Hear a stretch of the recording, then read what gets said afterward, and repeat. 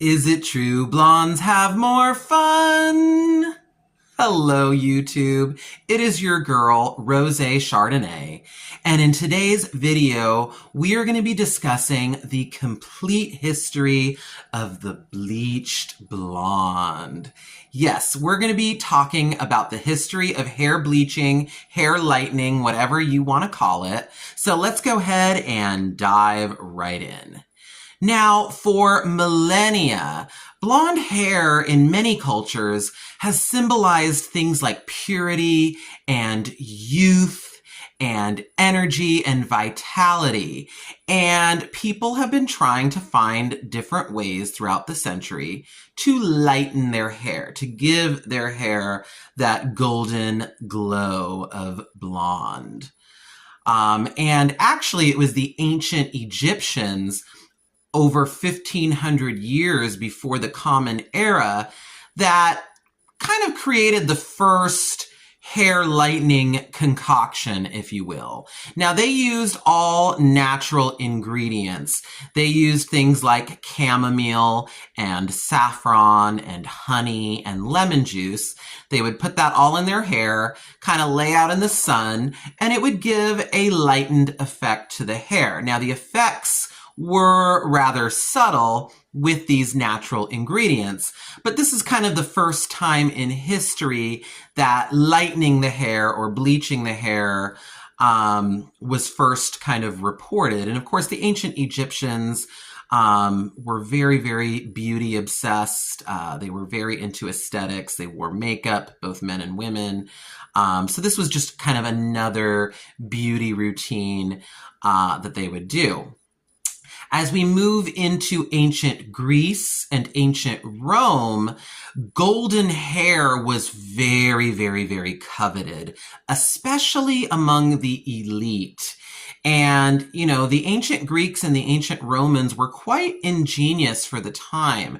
And they discovered that if you took naturally occurring chemicals like alum and sulfur and combined them with lemon juice or some type of acid, put it in your hair, and then lay out in the sun, it would actually bleach your hair to a golden color, kind of like a bright gold, which was very, very coveted. They wanted their hair to kind of resemble gold. So these processes were harsh. They were very, very drying to the hair, but it didn't stop people from doing it. And so golden hair and hair lightening was actually quite common during the ancient Greek and ancient Roman periods. Now, as we move into the Dark Ages, into medieval times, the church became very, very powerful in this time. So hair bleaching was kind of done more on the down low, maybe very subtly with things like lemon juice and honey, because vanity was very, very frowned upon during that time. It was considered to be a sin. But that changed as we moved into the Renaissance. People in the Renaissance were very interested in that classical period, classical Greece, classical Rome, and they took up the practice of hair lightening again, similar to how the Romans did. And they took different chemicals, kind of some of the same ones. They used alum. It's reported that they did use things like alum and sulfur. They also discovered potassium hydroxide, which is another kind of naturally occurring chemical. And they would apply this to their hair, again, lay out in the sun. The sunlight helped, expedite the bleaching process. And they would come out with probably kind of a brassy gold color, but that was about as good as they could get at that time. And, throughout the Renaissance, this practice became very, very common to lighten your hair with these ingredients, as harsh as it may be. Then as we move into the 18th century, wigs kind of took over for a period of time. Most people, or at least the elite, were not really wearing their own hair out. They would wear wigs. A lot of times they would powder the wigs to look white. So hair bleaching wasn't quite as common during that period because most of the wealthy people, at least, wore wigs and royalty, and so forth. But things were about to change. As we move into the 19th century, right before the Victorian era started, hydrogen peroxide was actually discovered. It was discovered in 1818. And originally, hydrogen peroxide was used as a disinfectant, which it still is today. I'm sure many of you out there have that little brown bottle of hydrogen peroxide sitting in your first aid kit or in your medicine cabinet.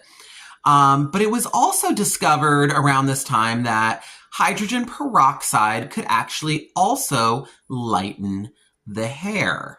And I have a funny story about this. When I was about, 12 or 13, somebody told me, or I found out, that you could lighten your hair with hydrogen peroxide. So of course I went into the medicine cabinet, doused my hair in hydrogen peroxide, and lo and behold, my hair kind of turned a brassy golden blonde. Now, my hair was already kind of light to begin with. It was kind of that kind of dishwater blonde color, that dirty blonde color. So it didn't take much for me to get my hair lifted. But when I told the kids about it at school, of course, they all wanted to try. And some of them had very, very dark hair. And of course, the effect was very, very subtle for them. Hydrogen peroxide, on its own, especially in concentrations that are used, for first aid, are not really strong enough to give you a real strong lift. So maybe they got a reddish cast to their hair at the best, but probably didn't get their hair too light. Now, as we go into the Victorian era, again, vanity was kind of frowned upon. It was all about embracing your natural beauty during that time. So not a lot of people were lightening their hair, but that was actually about to change in 1907 with a French hairdresser by the name of Eugene Choulet. Now, please forgive me if I'm mispronouncing that name. But this hairdresser discovered that if you combined a color with hydrogen peroxide, you could actually have a permanent hair color. And so the first permanent hair color was born. Now, prior to that, most hair colors were kind of naturally based, vegetable dyes and things of that nature, which were not permanent. They would eventually wash out of the hair. This was actually the first permanent color because Eugene Choulet discovered that hydrogen peroxide would actually lift the cuticle of the hair so that the color could penetrate the cortex, thus making it permanent. And a fun fact about Eugene Choulet, he actually created the company which is now known as L'Oreal, a brand that is still very much around today. So interesting little fun fact there. Now, as we move into the 1920s, we kind of go into the golden age of Hollywood. And Hollywood stars were known for frequently changing up their hair color for different parts, different roles, different characters that they're playing in movies. And so hair color really became popular because average women, average people wanted to emulate these Hollywood stars. In those days, Hollywood was the trendsetter, and people wanted to do what the Hollywood celebrities were doing. And as we move into the 1930s, we have our first big name platinum blonde, the original platinum blonde. Yes, long before Pamela Anderson and Anna Nicole Smith, long before Jane Mansfield and Marilyn Monroe, there was a very famous actress by the name of Jean Harlow. And Jean Harlow was the very first person to bleach their hair to a platinum blonde or white blonde color. And when people saw her on the silver screen with that glowing platinum hair, people really lost their minds. It became like a nationwide sensation. Women from all walks of life were walking into their local beauty shops, their local hair salons, and demanding platinum blonde. And hairdressers all over the country and really all around the world were trying to figure out how to get that color, how to achieve that color. Now, of course, Jean Harlow had access to all of the top Hollywood hairstylists. But even with her, that original process that she put her hair through to get it to platinum was really rather harsh. They took like a very pure concentrated form of hydrogen peroxide and they combined it with ammonia, and then they added things like liquid bleach and soap flakes, I guess, to kind of thicken the consistency so it wouldn't drip. And they applied that to her hair, and it must have been a really harsh process. And I imagine it probably burned the skin too. But that's how they originally achieved her platinum blonde hair. And pretty soon, every actress in Hollywood was going platinum blonde. Even actresses that you don't normally think of as blondes, like Joan Crawford went platinum blonde for a period of time. Betty Davis, even Greta Garbo went platinum blonde, and many others for that matter. It kind of became the trendy hair color of the time. Everybody went platinum blonde, both in Hollywood and just the average woman on the street wanted platinum blonde hair as well. Now, as we move through the 1930s and the 1940s, we really kind of lean into the era of the Hollywood blonde, you know, with actresses like Veronica Lake, Betty Grable, Lana Turner, and many, many more. And hair bleaching techniques and the chemicals that were used did start to advance a little bit during this time. The methods weren't quite as harsh. They discovered new ways to lighten the hair without having to use quite such harsh concentrations of chemicals. And really, America and the world really became obsessed with the blonde at this time. Then, as we move into the 1950s, we really come into the era of the blonde. And you had lots of blonde actresses that were setting beauty standards really all around the globe. Jane Mansfield, Mamie Van Doren, and of course, probably the most famous blonde that ever lived, Marilyn Monroe. And to this day, people are still captivated and obsessed with Marilyn. You see her face and her image everywhere. And she really kind of became the standard of this platinum blonde icon, if you will. Also, during this time after World War II and into the 1950s, new advances in chemical technology made the bleaching process a lot easier to do, both at the hair salon and even in the comfort of your own home. And there was one brand in particular that really became synonymous with home hair coloring at that time. And this company is still around today, and that company is known as Clairol. And what Clairol did is they created the first basically hair dye kit, if you will. Now, I should mention that at-home hair colors were available long prior to this, prior to the 1950s. But typically you had to buy all of the components separately, your developer, your color, your conditioner, etc. What Clairol did in the mid-1950s is they created the first box hair dye, meaning everything that you needed to color your hair was included in that box. Your developer, your color, your conditioner was all included in that box dye kit. And their first line of box dyes, which were very popular, were known as Miss Clairol.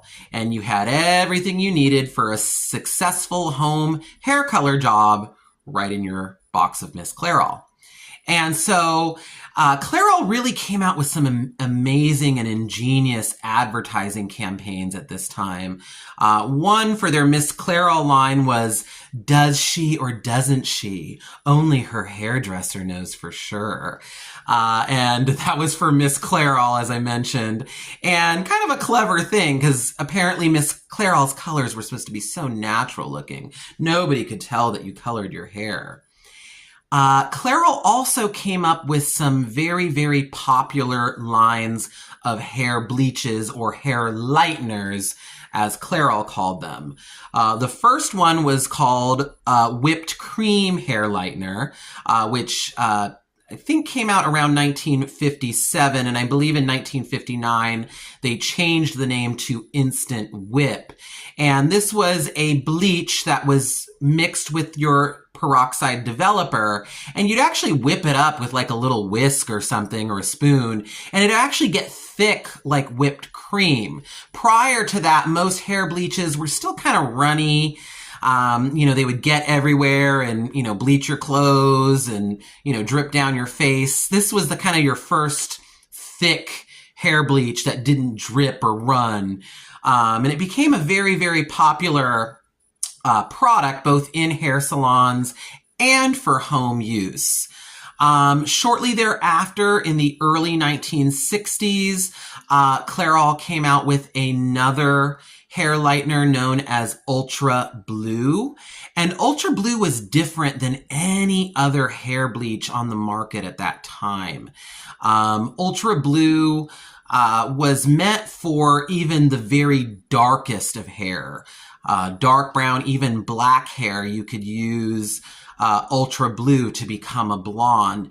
And what made this formula so much different is it contained different accelerants in it, chemicals known as persulfates, which are kind of accelerants when you mix them in with your standard bleach preparations. In other words, they speed up the process, and they make it possible to lift the hair several levels. So even if you have naturally very dark hair, you could still go blonde. And Ultra Blue also had a kind of a blue-violet tint added to it. So it almost had like a pre-toning or like a toner built into the bleach. To kind of eliminate some of that brassiness. Of course, you'd still want to tone your hair afterwards. And with that, Miss Clairol, or the Clairol brand, had a full range of cream toners. So after you lightened your hair, obviously, for those of you that don't know, most hair bleaching is a two-step process. You bleach the hair first, you lift the dark pigment out of the hair. But then your hair is kind of left in kind of like a raw bleach state, usually like a banana yellow, brassy color that's not very flattering. So then you put a toner on top of it to get those pale, kind of more delicate shades of blonde, those more ashier tones, and those more flattering shades of blonde. And again, Clairol had a full range of toners that you could use after bleaching your hair. And again, you could have this done either at a hair salon by a professional, or you could opt to do it yourself at home. And these products became very, very, very popular. And in fact, Clairol had two very, very popular and again, ingenious advertising campaigns. You heard my little jingle at the beginning of this video. Is it true blondes have more fun? It was a whole jingle. It was, is it true blondes have more fun?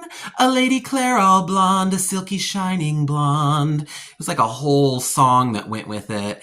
And all of their advertising in magazines and in billboards had that little motto or that little jingle in it. Is it true blondes have more fun? And that's actually an expression that we still use to this day. Do blondes have more fun, or is it true blondes have more fun? If you've heard that expression, just in dialogue, that's where it came from. It actually came from the Clairol advertising campaigns of the 1950s and the 1960s. Another popular one was, "If I only have one life to live, let me live it as a blonde." Again, another popular tagline that was used again in television commercials, magazine ads, billboards, so forth.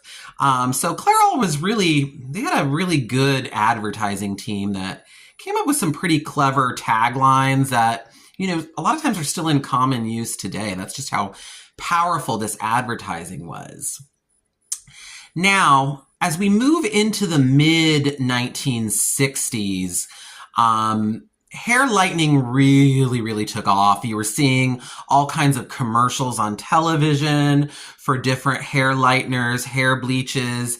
And again, our girl Clairol came up with another new system for lightening your hair at home.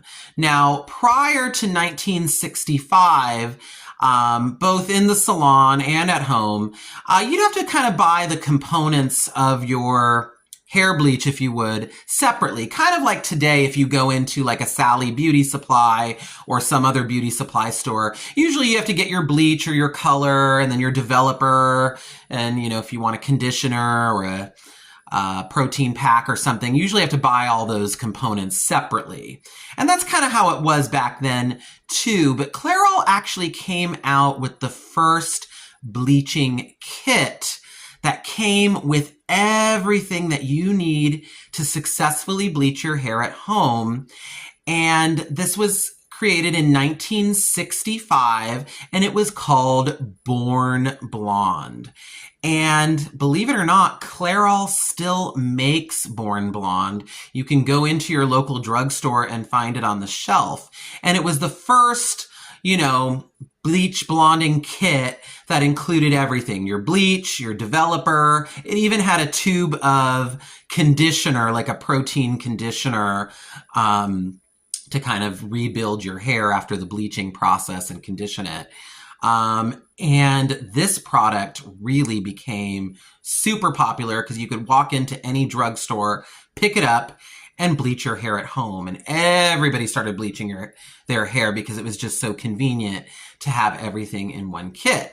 You could also buy the Born Blonde toners at any drugstore. And they had, I want to say, about 12 different shades of blonde so that you could then tone your hair after bleaching it. I don't know why we don't have that in drugstores anymore. Now, I know you can go into a beauty supply store and, get your bleaching products and then get a toner to tone your hair, but you don't really see that in drugstores anymore. You don't really see toners in drugstores. You see things like maybe purple shampoo, which is sort of like a toner, but you don't really see those toners like in a box anymore, at least not at drugstores. You usually have to go to a beauty supply store for them. And Born Blonde, Clairol doesn't make the toners, the Born Blonde toners anymore, but they still make the bleaching kit, the lightening kit.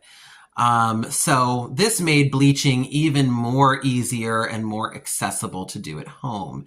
And a lot of people started bleaching their hair. Also in the late 1960s, you had frosting and highlighting kits. In the late 1960s, highlighting became popular. Again, Clairol came out with one called Frost and Tip. You could do tips, you could frost your hair, you could do highlights. It came with a little cap and a little crochet needle. You could pull your hair through and do cap highlights, or just do your tips, do like an ombre effect. So a lot of those different techniques that we think are so new today, they actually did exist even as far back as the 1960s, although they have advanced quite a bit since then. As we move into the 1970s, again, the hippie movement, more natural hair was in and embracing, your own kind of natural hair became popular. But a lot of women still wanted to have a little bit of blonde. And that's when highlighting really became popular in the 70s, because you didn't have to go all the way and bleach your entire head of hair. You could put in a few highlights. In those days, it was primarily cap highlights, kind of before foils. There were foiling techniques done, especially in, top hair salons, but they weren't as common as they are today. And a lot of those home kits like Frost and Tip, I think Revlon had one called Frost and Glow. There were other brands as well. L'Oreal had a kit, I think that came out in the 70s called Super Blonde.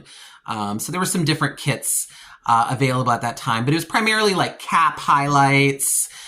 You could also do it to frost your hair, just kind of create a very subtle blonding effect, or tip your hair if you just wanted the tips done, or if you had shorter hair, or something like that. And that became really popular in the 70s because, your hair still looked kind of natural. You still had kind of your natural hair color as your base, but with just some highlights in there to kind of brighten things up and break things up a little bit. So that's when really hair highlighting, as we know it today, really started to become popular, was in the 1970s, both in hair salons and at home. As we move into the 1980s, hair bleaching still remained very, very popular at this time, and you started to have more modern techniques done. This is when foils, which are still very, very popular today, really took off, especially in hair salons. Foils are a little harder to do at home. I know some people do them at home, but it's kind of more recommended to do that in a salon, and salons really started doing a lot of foil highlights beginning in the 1980s. That kind of took over the cap highlights of the 60s and 70s. So now women were going into salons. They'd get either partial highlights done with foils to where you still had a good amount of your natural color showing through, or maybe more full highlights, which still created a more natural blonde effect. The nice thing about hair highlighting too is when your roots would grow in, they weren't quite as noticeable as maybe when you have all over bleach. Then obviously when the roots come in, they're very noticeable. The highlights kind of blend the roots as they grow, so you just get a more natural appearance to the hair. And that method remained popular throughout the 1990s. You kind of had a real big resurgence in blondes in the 90s. There were a lot of blonde supermodels like Linda Evangelista, of course, blonde icons of the 90s, kind of remembering those earlier Hollywood celebrities. You had Pamela Anderson. She was kind of compared a lot to Brigitte Bardot, a famous blonde from the 60s. Anna Nicole Smith was another big name blonde in the 1990s. And they really kind of modeled her after, a lot of those 1950s blonde bombshells like Marilyn Monroe and Jane Mansfield. They even styled her hair like that. So you kind of had the second coming of the blonde in the 90s. And blondes remained popular really throughout the 2000s, the 2010s, and up until today. Now, in the 2010s, there were a lot of new advancements that came out in bleach blonding. A lot of really fabulous advancements. Olaplex, which is very commonly used in hair salons. You can also use it at home to kind of build the bonds of the hair. Hair bleaching for centuries, and certainly in modern times, can still be very, very damaging to the hair. You can easily over-process your hair, especially if you're overlapping the bleach, onto previously bleached sections. Obviously, that can cause a big problem. Your hair can kind of basically disintegrate. Anybody that's had bleach damage, you know what I'm talking about. Your hair kind of becomes mushy. It doesn't want to dry. It breaks off. It's very fragile and brittle. So a lot of these new treatments were designed to kind of build the hair back up after you broke it down through the bleaching process. And Olaplex is one of them, I would say, over the past 10 years that really kind of revolutionized hair, because you could actually reconstruct the hair after a harsh treatment like bleaching. And of course, bleaches themselves, hair lighteners, modernized over the years as well. Different ingredients were added to them to kind of buffer them, to make them less harsh, less damaging. And bleaching still remains popular today. You go walk into any hair salon, you'll see women in there getting foil highlights or getting all over bleach and toners, vivid hair colors, which actually started in the punk movement of the 1970s and the 1980s, those bright, bold hair colors, blues, purples, pinks, really took off in the 2010s again. And most of the time you do have to bleach your hair first in order for those vivid hair colors to show up. So hair bleaching remains popular for that as well. So that's kind of it. A lot of famous bleach blondes, especially in the 20th and 21st centuries, and a lot of different methods and different products for bleaching your hair. So what do you think? Have you ever bleached your hair blonde? Look, I'm not saying I'm, blonde obsessed. I love dark hair too. I love that kind of shiny jet black and dark brown hair, and I think it does look beautiful on a lot of women. And certainly blonde isn't for everyone. But I think every person, male or female, should bleach their hair blonde at least once in their lifetime, just to experience being a blonde. That's just my personal belief. You guys can feel free to disagree. But I think everybody should go blonde at least once in their lifetime. So what do you think? Have you gone blonde before? Would you go blonde? Do you want to go blonde? What is your opinion on the bleach blonde? Sound off in the comments section. I love hearing what you guys have to say. Okay, that is it for today. And if you liked this video and you want more content like this, please like and subscribe. And we'll see you again next time. All right, bye everybody.